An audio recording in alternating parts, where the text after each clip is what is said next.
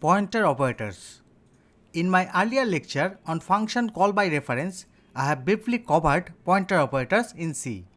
I will review them here. So there are two pointer operators, star and ampersand.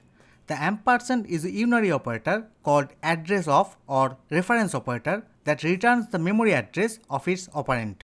For example, j equals to ampersand I semicolon assigns the address of I into j. This address is the computer's internal location of the variable in memory.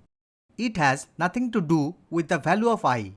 You can think of ampersand as returning the address of. Therefore, the above assignment statement can be expressed as j receives the address of I. For example, assume that the variable I uses memory location 6000 to store its value.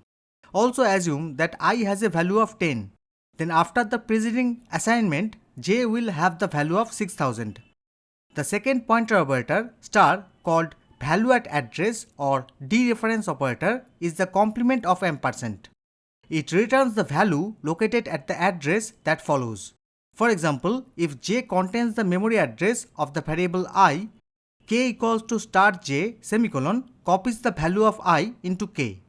Thus, k will have the value of 10 because 10 is stored at location 6000 that was stored in j.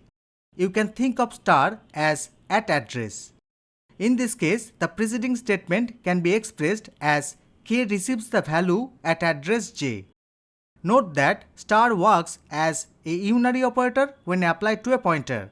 This same star is also used as a binary operator for multiplication in arithmetic expression.